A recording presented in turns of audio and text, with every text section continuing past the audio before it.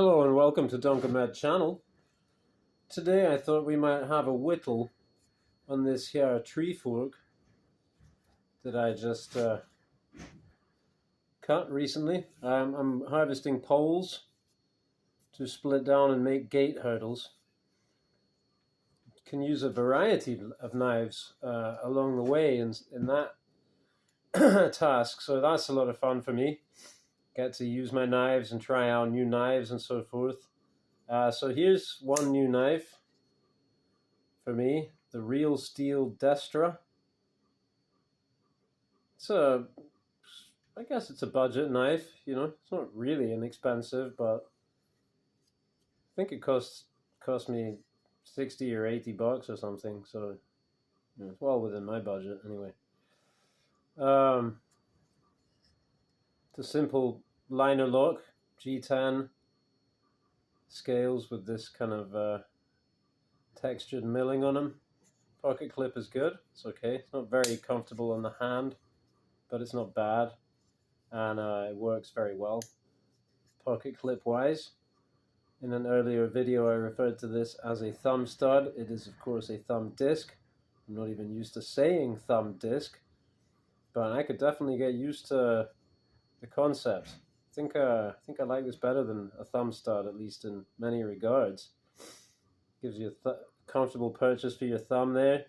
It's being further back than the thumb stud. It can be the same height and get in the way less when it comes to sharpening. It's also easy to remove. I guess some thumb studs are also easy enough to remove if you want a full access. The action is great on this thing.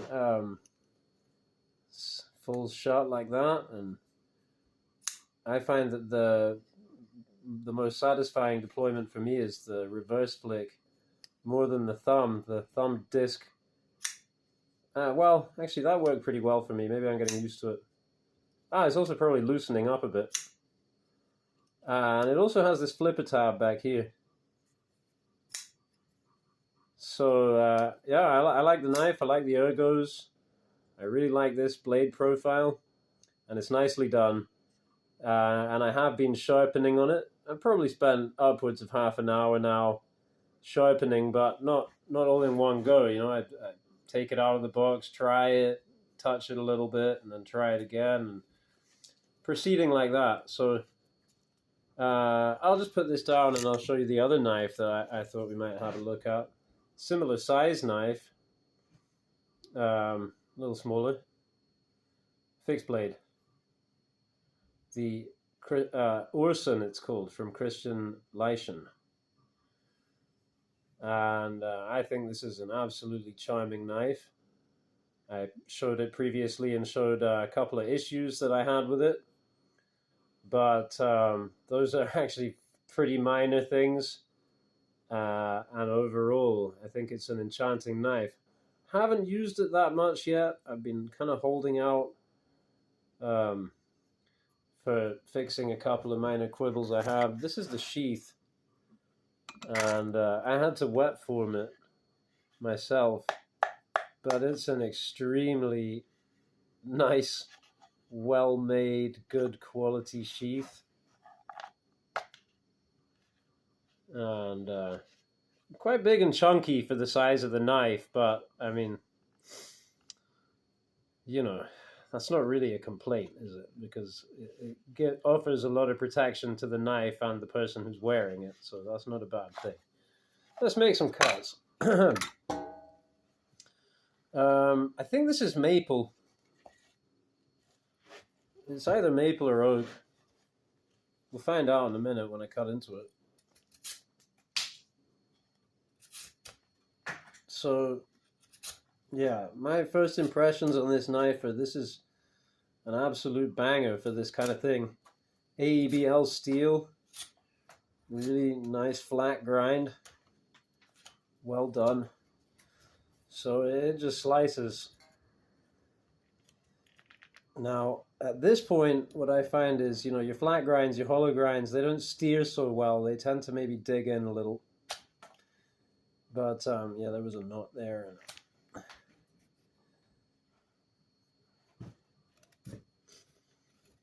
And the handle is diminutive but very comfortable.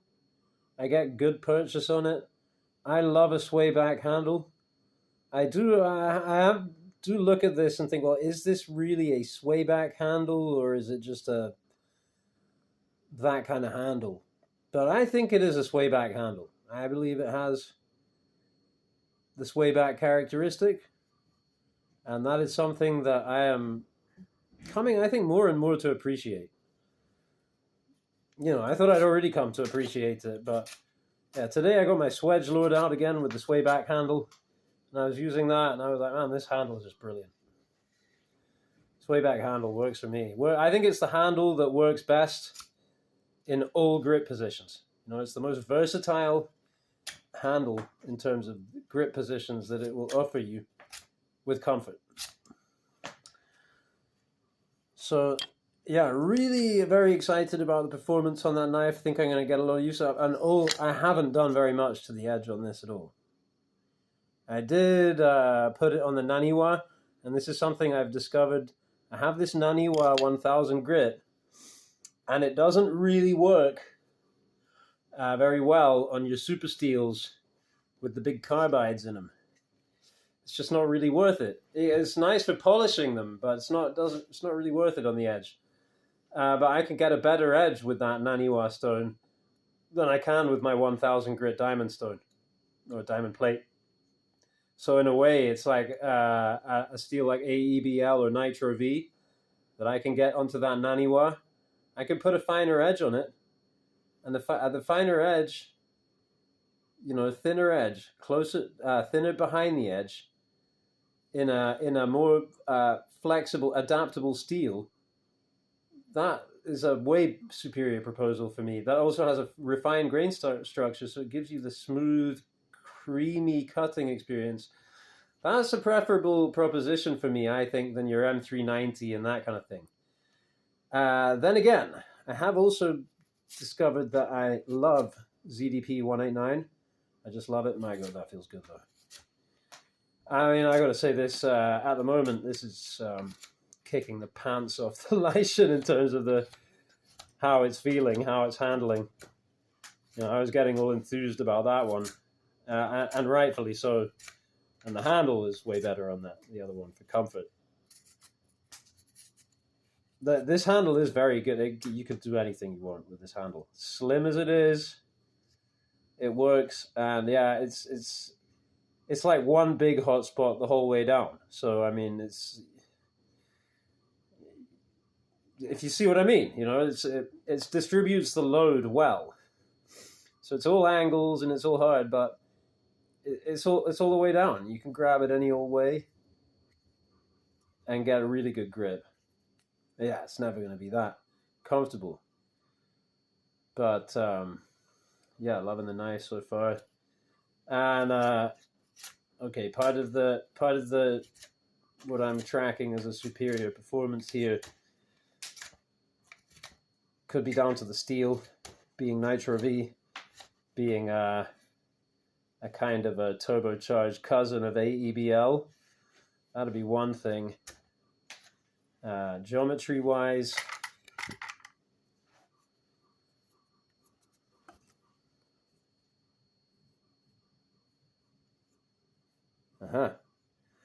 this is a little thicker.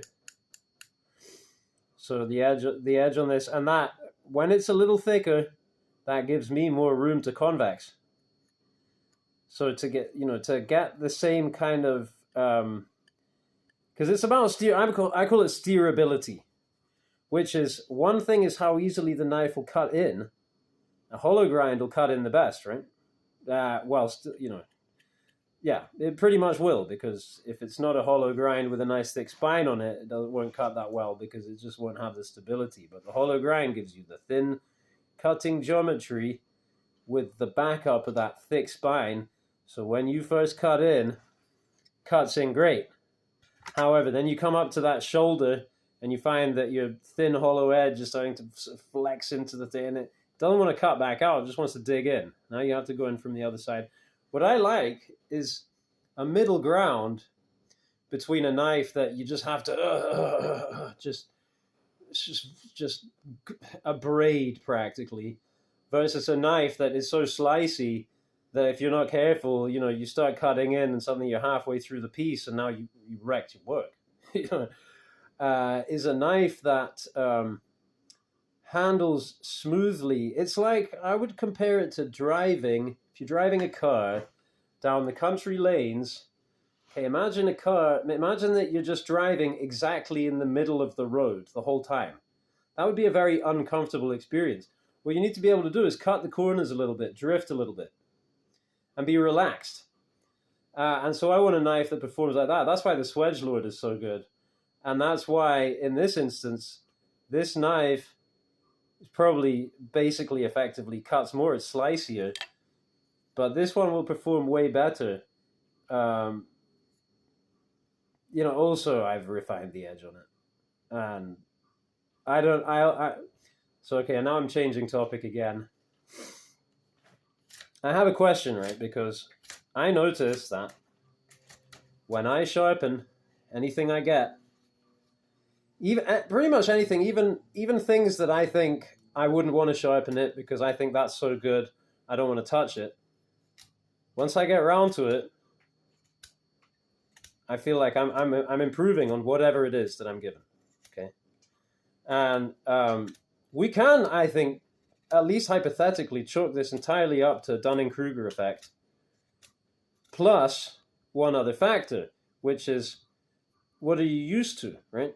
So I've spent thousands of hours whittling wood like this with my knives, with the edges that I put on them. And surely when I put an edge on the knife, I do it my way intuitively, right? I don't sit down and do calculations or read on forums what other people recommend in terms of edge angles and abrasives and whatever. I just try whatever I've got lying around, and however I feel like, whatever I feel like the blade is telling me to do, that's what I do. And in the end, I get a result. And for me, the result is pretty much the same always. It cuts really well. But what I'm saying is, part of that, maybe the greater part of that, could just be because I like the way that my edges work, Because I can fully also accept that someone else can make a knife that is sharper than anything that I can make. Outdoors 55 made his experiment where he made the ultra mega super sharp knife, put 10 phone books in a stack, and then you just rest the knife on top of it, and with its own weight, it goes all the way down, and then it keeps going through the floor, and then you have to go and look for it in Australia. It's that sharp.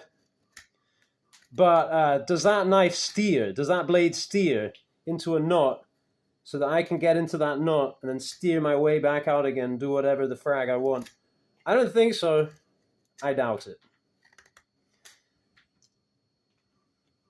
I like this as a test, this piece, because of that dead wood there. Aside from the fact that it gives you a lot more to play with. I can go for really wide forks, or I can cut it off here and take in my whole bit out of it. Anyway, we'll see how I go on that. But that's nice because you're transitioning now from the green wood into a seasoned knot, right? So how does the blade steer? Does it go straight? Does it continue to travel exactly as you intend it?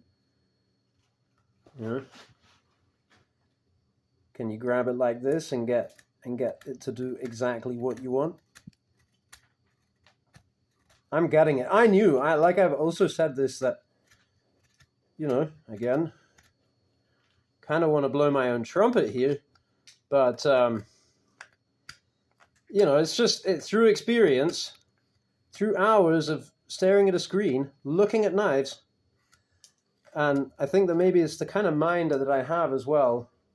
Maybe like synesthetic, I look at that and it's like I get sensations. I can look at a picture of a knife and I can kind of feel how it is to use that knife just from looking at a picture, Which sounds crazy. You know, if someone told that to me, I might be quite skeptical about what they're telling me. You know, I might think, oh, you're probably tripping. You know, basically, you know, you look at a picture of a knife and you think, well, it cuts. Yeah, yes, okay, there's that. But the rest of what you're saying sounds a little bit woo. But that's my experience anyway.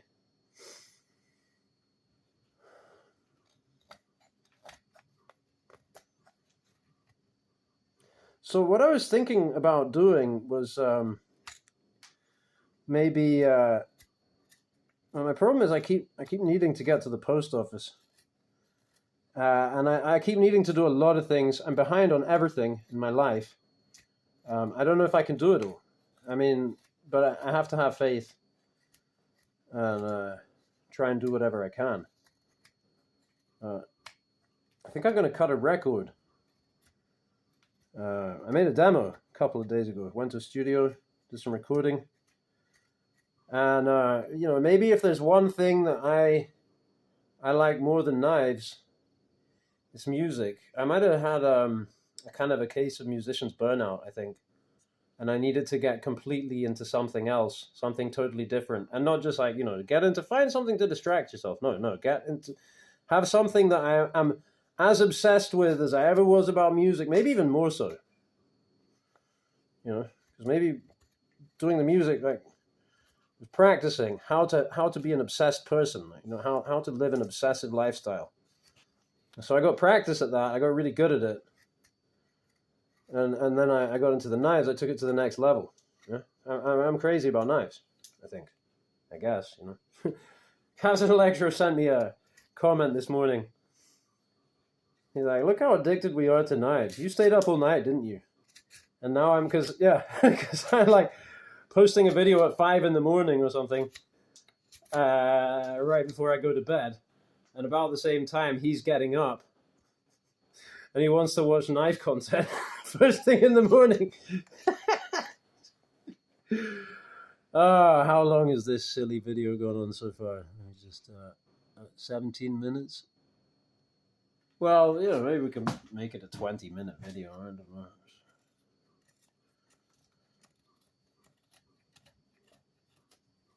Yeah, what I was thinking is maybe whittling a little bit on this and then sending it to my friend Jimbus Maximus. Or if not this one, you know, a blank. Anyone who wants a slingshot blank, I got a lot of them. And now would be the season if you want one green. The problem with a green slingshot blank like this is if I just put it down when I stop working on it, it will start to split. And the chances are that even if I leave it like this, yeah, then it'll split at the ends, but it won't split all the way down to here. But even maybe if I come back in a year's time, well, this is maple, so this would actually season a lot quicker. But so in a year's time, maybe then you'd be right. You can cut this, and it won't split again, but it might.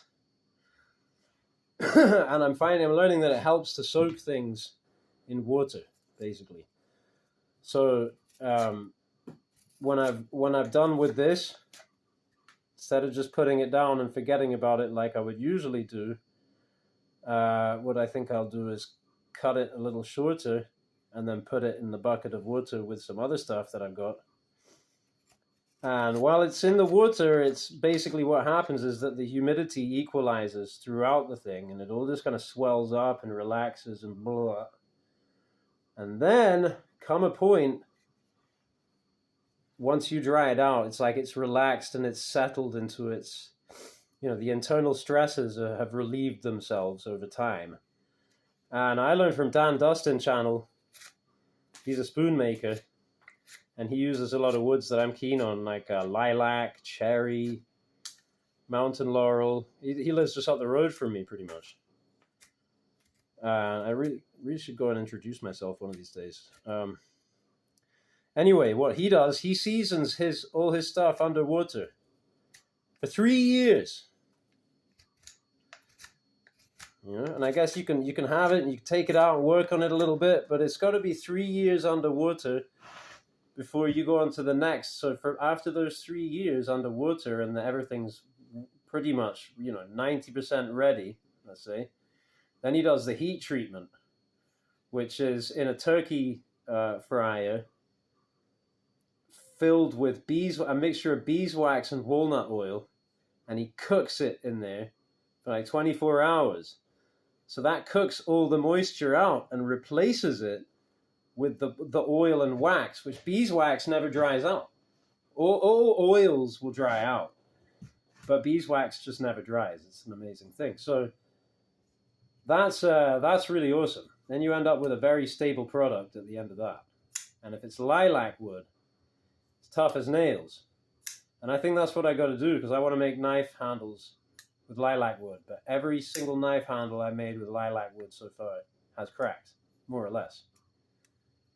So in 3 years from now, I may be able to start offering uncracked lilac handled knives.